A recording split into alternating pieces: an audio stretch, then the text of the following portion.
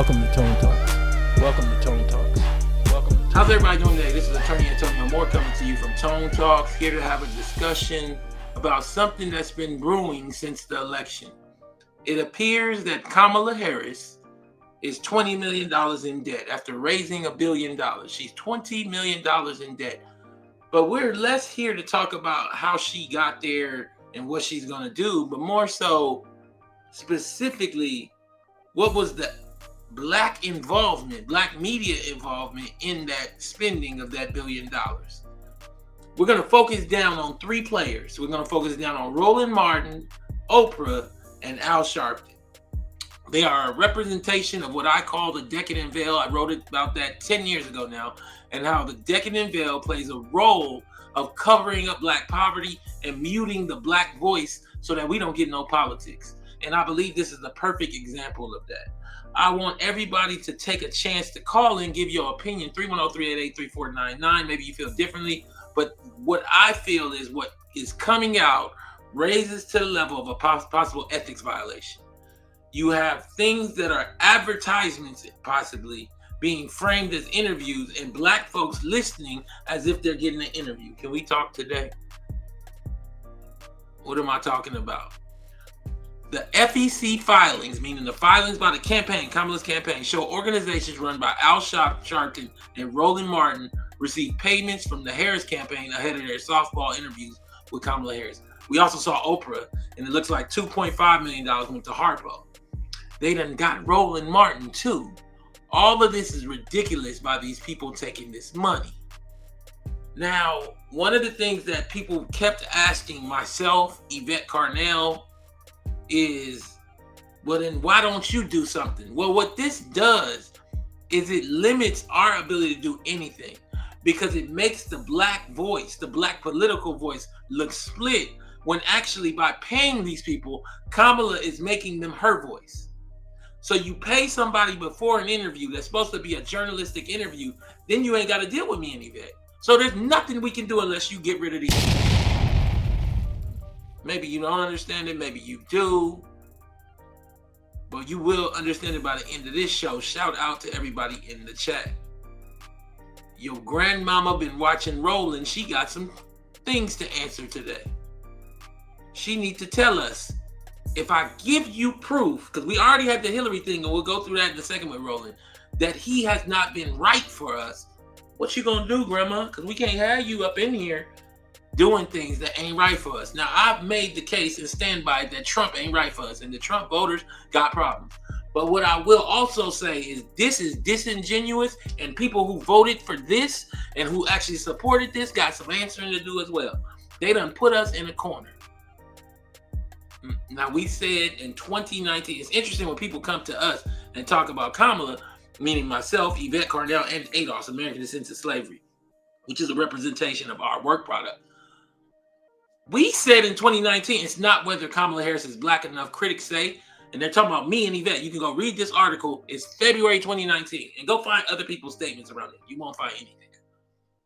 But whether her policies will support Native Black Americans, it was foreign in all media to disaggregate that way when we said it. No one had ever said that in decades, possibly, and even then, it wasn't said in this context politically in the history of modern America. And when we said it, Nicole Hannah-Jones, Joy Reid, they all fizzled out. You see with Al Sharpton, I started talking about gambling 6 years ago. I've been talking about gambling. He tried to throw it out there because the gambling gonna go so bad that he wanted to be able to say he said something at one point. You see with Roland Martin, he said he against the reparations will never happen. Then we make it a normal conversation, and he pop out and he mentioned reparations, but he don't understand. You out the discussion. Can we talk? I want to talk today. But today, what we're talking about is the problems with taking a donation from someone, large scale, multiple hundreds of thousands of dollars, and then interviewing them, but not giving any disclaimers, and also then doing a softball interview. Kamala Harris interviewers received large campaign donations to their groups ahead of sit-downs. FEC filings show organizations run by Al Sharpton and Roland Martin, and they also have the Oprah with the Harpo Productions, received payments from the Harris campaign ahead of their interviews with the Democratic candidate. Let me read some of this article, and then I'm going to come to the callers. 310-388-3499. The caller queue is filling up. Vice President Kamala Harris' campaign repeatedly gave large amounts of money to organizations run by media figures in the weeks before sitting down for interviews with them. FEC filings, first reported by Washington Free Beacon, show the Harris campaign gave two donations of $250,000 to Reverend Al Sharpton's nonprofit.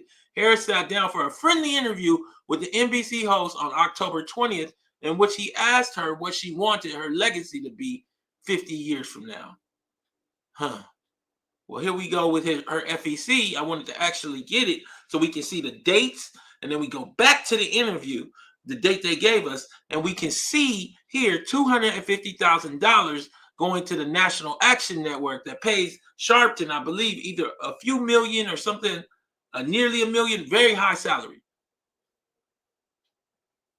I want to know how this is appropriate and whether this is an ethics violation. You have him getting a donation on September 5th and then a donation on October 1st, $250,000 each. And then you have her sitting with him on October 20th after the donation. Can we talk to that caller? What's your name? Where are you calling from?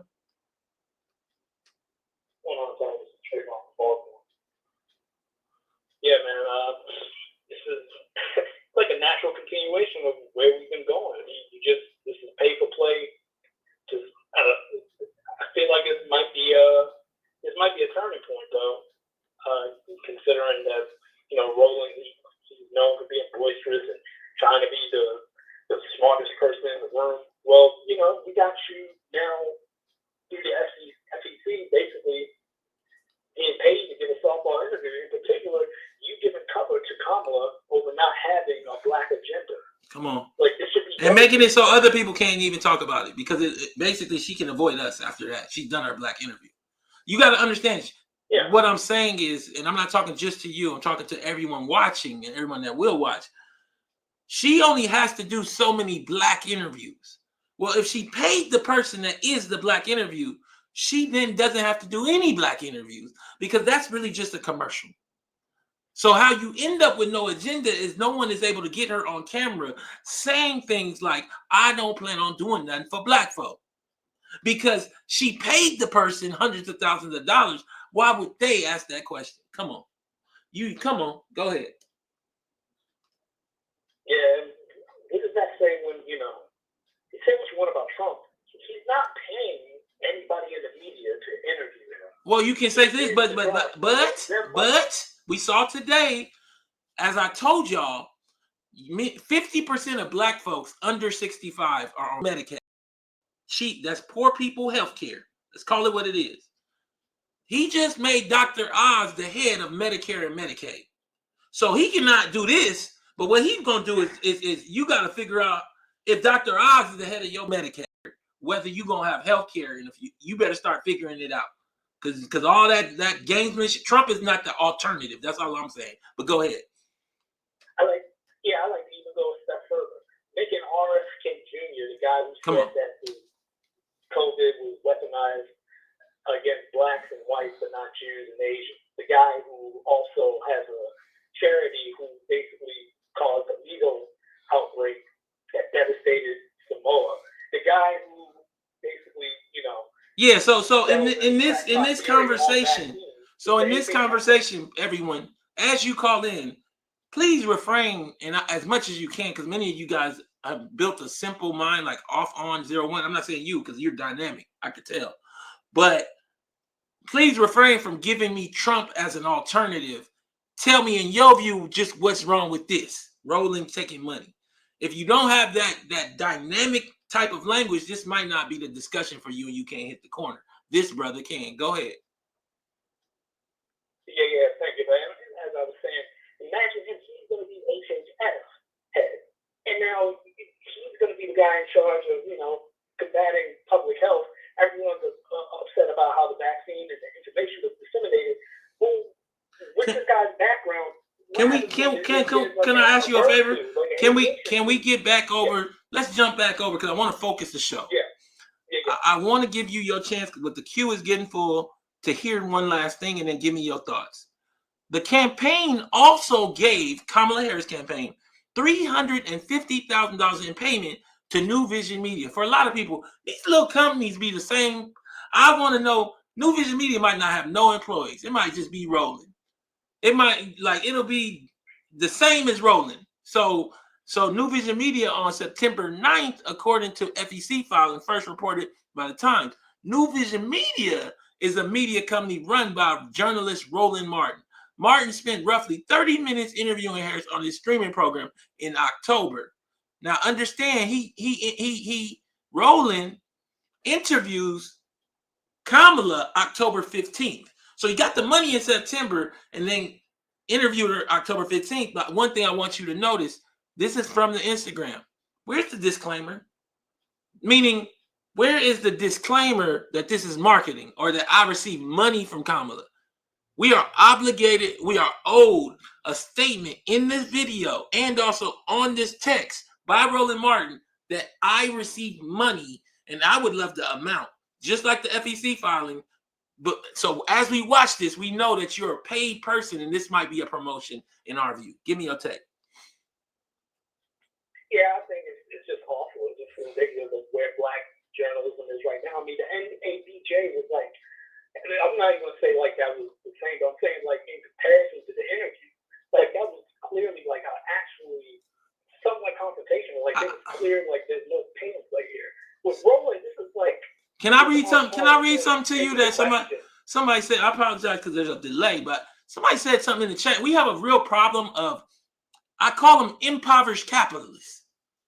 I call them low educated capitalists, where they on Medicaid and then they'll tell me don't nobody need programs. And I don't know this man, governor of the Death Star, but I do know it says, so a black person getting paid for legal services, legal, and it's with an I, legal services rendered, at least that's what is a bad thing. No, what we're talking about is a possible ethics violation. And you might not understand because you don't have no ethics. But what we're talking about, come on, and I'm going to let you come in a second, is you are obligated to let us know in this post that this is marketing if it's marketing. And my view, it's marketing because a month before this, she gave you hundreds of thousands of dollars. You are at the least obligated to let us know, I received $350,000 from the person I'm interviewing. Go ahead. I think this is on par with when Roland got kicked off out of TV1 and lost his journalistic position and all his aspirations back in 2016 when he denied that from the death row ending. The chance to ask Hillary Clinton an honest question about her position on the death penalty. Oh, hold on, you're going too far. We got that in the show. We ain't talked about it. Sometimes you got to on a show because I see you got a political education, possibly even from this channel. But let me let you go because I want you to listen because I'm gonna go right into what you're talking about. That caller there set it off 310-388-3499. You got Roland doing the chicken dance with Hillary, just like Charlemagne with the Hillary shirt. These people are problematic in a deep-seated way. He is a narcissist in the worst way, in my view, looking like something from 1935. All I'm saying to you today is that Duke Ellington Roland Martin did some stuff back in 2016 that should have got him out of politics. What is that some stuff? I want to make sure everybody knows the context of Roland Martin, of Al Sharpton and the Comcast deal that gave him that channel before we talk just about Kamala. Now, the caller already had it, and I'm going to come to a few more callers. Don't go nowhere. I'm coming to you. But what he talked about is back in 2016, how did town hall question get to Clinton campaign? So this black man, I believe, was asking a question about the death row. It was his moment politically, and it was stolen from him. Now, the allegations are it was stolen by Donna Brazile and Roland Martin in the context of giving it to Hillary, so she had a prepared answer. How did the text of a CNN and TV1 town hall question about the death penalty end up in the hands of a Clinton campaign ahead of time? New evidence on Wednesday suggests that TV1 co-host Roland Martin may have been the link from the town hall prep process to the Democratic National Committee.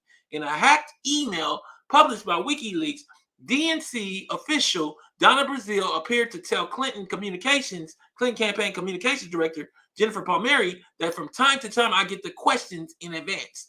The March 12th email foreshadowed a question asked by TV1 host Roland Martin. Come on. That's Roland and Donna. I'm telling you this because we're going to build back from 2016 into a $350,000 payment made to Roland's small media company with a month before he does a softball interview and asks the question, what else do you think was said between these two people about how he going to, like, I feel like he's in the way. Sharpton's in the way. Oprah's in the way. They make it so we don't get to ask the hard questions about reparations, about a black agenda, about the things that are going to be done for black people because they pay protector in chief. And now they're being shown as having no power over the black vote.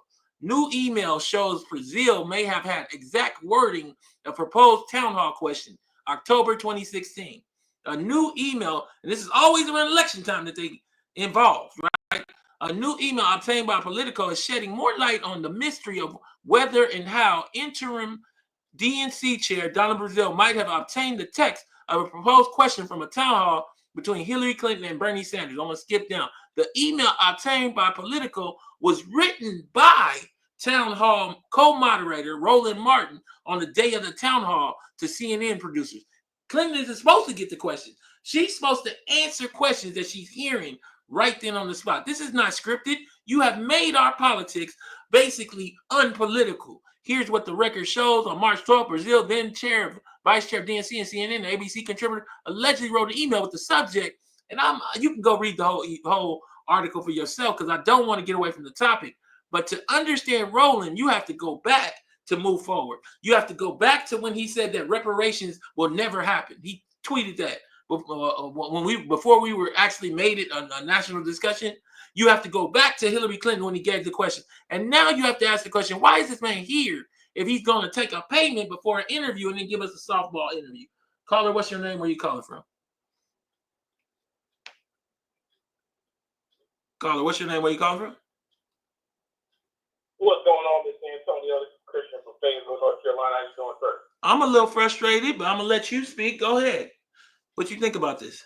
I feel the exact same way. I think we as a people are in a position where it seems that we are too arrogant to realize that we are in danger. Especially when we're talking about what's been happening with you said this before, especially specifically talking about what was happening with crypto. We are about to enter an age of the wild, wild west. And too many of us think that we can survive out there. And we're about to find out what it looks like to not have regulations and protection. Because a lot of us, being that I'm from North Carolina, although it was a swing state this year, most of outside of the predominant Fayetteville or Charlotte area is red. Let me say something more simple. Let me say something more simple. I don't know if you remember because you might not watch that last show, or you might not have been. You didn't call in. I don't think. I showed something called the Maslow hierarchy of needs. If your needs are at the lowest level physiologically, that means that your primary things are not taken care of. Food, shelter, Medicare, medical care. You can't logically vote for Trump on trans issues if he gonna take away or impact your medical care negatively. Now Dr. Oz is about to be the head of Medicare. I don't want you running around acting confused if he cut your medical coverage. It was a given because you voted for a small government program cutting Republican. I don't know if you understand politics. I'm running into very bad language comprehension skills, very bad writing skills. And what that means is that it's likely you don't really comprehend you don't have the language to even communicate to yourself what's going on. That's problematic. Not for me to fix. I just need you to move away from the discussion if you can't type. But go ahead, caller. No, you're absolutely right. Right now, the whole game is to basically siphon out everything that we have. And I think one of those things is like you said, you have people that were voting on issues that don't realistically even affect them. They're just part of this kind of weird culture war mentality. I know people right now that are living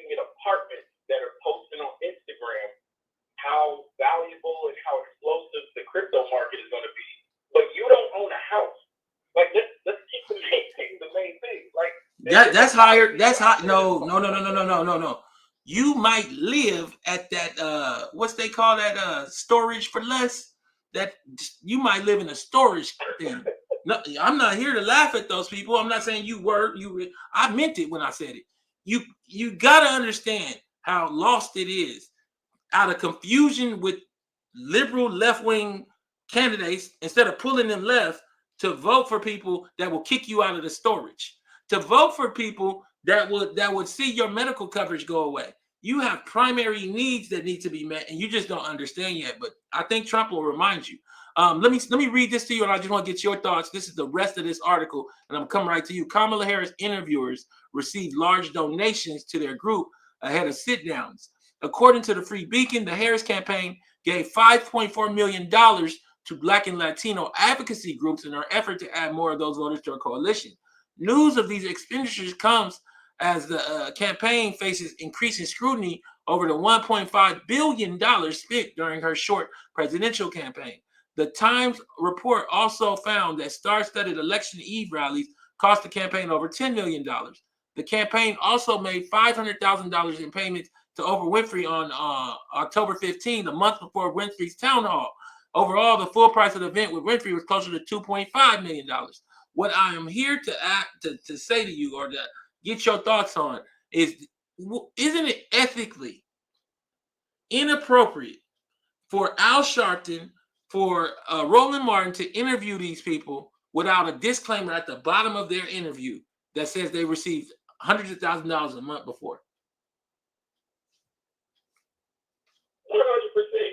This is akin to if we was all on a plane and the plane was about to crash and the pilot knew what the flight attendants do, they grab all of the parachutes, jump out the plane, and tell everybody the plane is going to crash, and then show up on the news talking about how tragic the accident was. This is exactly what's going to happen, because they can take that capital and grow it or weaponize it in a Trump economy, because that's basically what a lot of that is. And they'll be able to talk about they're a part of a group of people that are impoverished.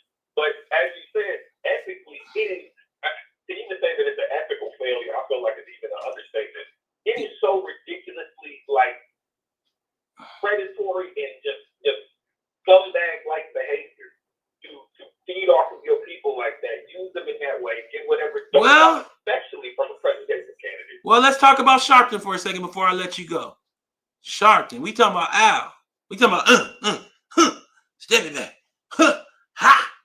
We talking about him, ha. What you gotta understand is Al Sharpton, to me, represents an attempt by white capital to control black folks with old black folks we haven't seen in our I mean, it's just awful, some of the things that he's done, in my view. I mean, when you look at Al Sharpton in context of that payment, it isn't even the start. You have to go all the way back to when Al Sharpton got his show by undercutting an attempt to make Comcast give black folks real ownership in cable. And then they give him a show and essentially give Diddy a channel that ain't real. We can talk about that another time. And they give Magic Johnson a channel that ain't real. Ain't never been no programs because they don't have no fees and stuff that you need. But nonetheless, to shut everybody up. And Al took it. He took that little show. Comcast, Al Sharpton hit with $20 billion racial discrimination suit back in 2015. And the argument was that they had paid off him to shut down black folks getting ownership in cable. And then we had this whole thing where Al became like this head of voice for black folks in a whole nother way because he was on MSNBC feeding so they made him our political voice, and he be saying crazy stuff. Don't make no sense. He be undercutting politics, taking money from campaign people and then having them on for an interview. That is inappropriate. But give me your last thoughts on it. Absolutely. I'll leave with this. I think what we're about to see as a result of what you just said is a backlash that's going to happen. It's going to grow during this presidency of a radicalization of Adolf Hitler. Because you got to remember, although he might have done whatever he did in his lifetime, my entire lifetime, I was born in 2000. That dude has done nothing except performative politics. And it's a bunch of us that see it, and it's going to come out in some real ugly ways with our frustration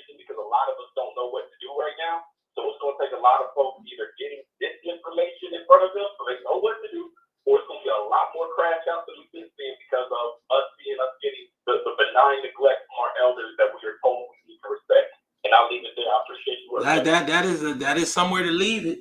You done left it right there. Great call. So under this tweet right here, they done got rolling too. All of this is ridiculous by these people taking the money. There was quite a discussion going on my Twitter, and I wanted to share some of that with you guys. Tone, does this qualify? Does this qualify as a criminal enterprise, Tone? Just for us laymen. I said you gotta ask Kamala. She the prosecutor. That is a fact.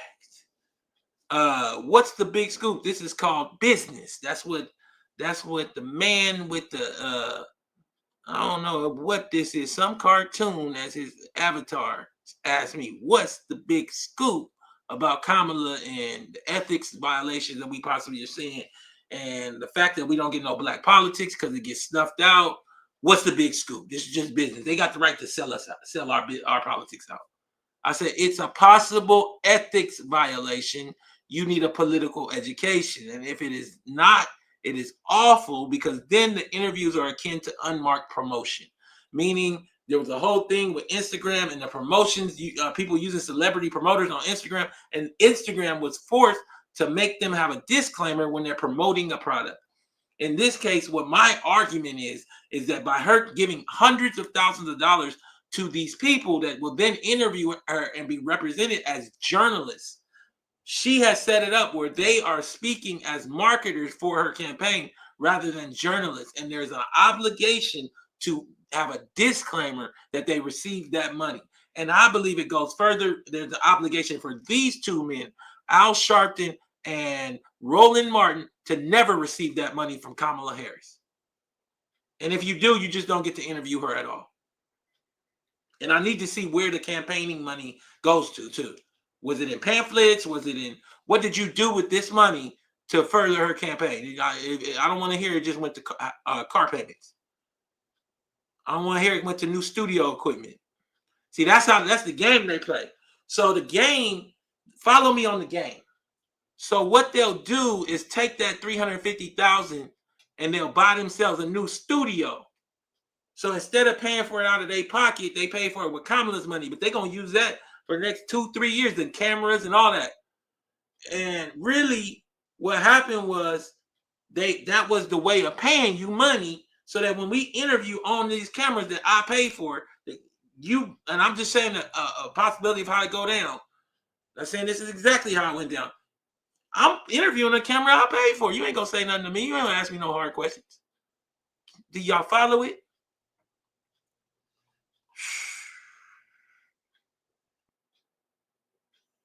Can we talk about it? We got disclaimer should have been disclosed. Correct. Tavis Smiley was smart to make it plain. The public DNC had contacted him with demands rather than let his credibility take a hit. Of course they all got paid. Finally, can Adolf stop listening to these agents and grifters? Reverend Pork Chop and Roly Poly. One more reason why folks need to listen to you and Breaking Brown. Leave these frauds and grifters alone. Somebody came in with some snark stuff. We knew Roland was a paid Democratic shill. You didn't? The above tweet reads like Dr. Seuss. You know how Dr. Seuss be saying in the back, the cat ran with the hat and the hat ran back. That's what that read like to me. Like to yank it in the car, and the car yank it outside. In the car, yank it outside the bar. Come on, bro. Let's stop. Oh, man. This is not going to be a long show. I am going to talk about Diddy with that bird, so stay around.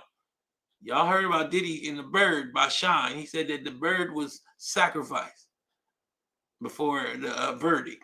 All right. So we've talked about the other subject. This is going to be short, but I had to talk about this. So Diddy supposedly sacrificed the bird before his 99 New York City shooting verdict, the bodyguard claim. I think it was in Shine's documentary or somewhere they done found it. So Diddy supposedly sacrificed a damn bird for the 99 verdict. So you know how crazy this is, because everybody's been talking about like cultish behavior and all kind of craziness that these black celebrities do to be part of black celebrity. If this is true, And I'm gonna read it to you in a second. I don't know where we go from here if they sacrificing birds. I can't compete with nobody sacrificing birds, and somebody said cutting pig feet. I can't do it. I don't know what to tell you, man. We gonna have to do something. Accused sex trafficker Sean Diddy Combs sacrificed a bird for good luck while on his way to learn the outcome of his trial over a 99 New York City club shooting. The music mogul was being driven to the courthouse in Manhattan when he stopped in Central Park to meet a mysterious man with a caged bird. His ex-muscle, Gene Deal, his ex-bodyguard, told the new Hulu documentary, The Honorable Sean. When Puff got close to the guy, he just dropped down to his knees, Deal said, using the nickname Combs used at the time. Next thing I see is this smoke just going back and forth around Puff. I guess it was sage or something like that. The man held the Bible as he put a hand on Combs and told him to take the bird out of the cage. The bodyguard claimed in the documentary, which streamed Monday. Puff took this white bird and threw it up in the air. The bird just fell to the ground, boom, like it was a brick. I was like, oh, man. Oh, the bird died, man. The bird didn't even move. Oh, Lord. So is this what's going on? Is we out here sacrificing white pigeons? I'm just saying. Now, you might not feel this connected, but I do. I don't know what's going on with these celebrities. I don't know how they built. I don't know what they come from. We got pictures with Diddy and Trump. We got pictures with Sharpton and Trump. We got pictures with Trump with all the black hip hop. We got pictures that basically make us ask the question, is this Diddy with his bird? Y'all remember that from Indiana Jones? When he snatched that man's heart? Diddy out here doing ceremonies of sacrifice. Look, I'm not gonna keep y'all too long. I'm just saying to you, it's time to question all of these people and ask, why are they here? What are they doing? And how are they blocking our politics? This is Tone Talks. Please go to tonetalks.net, subscribe, donate, and share.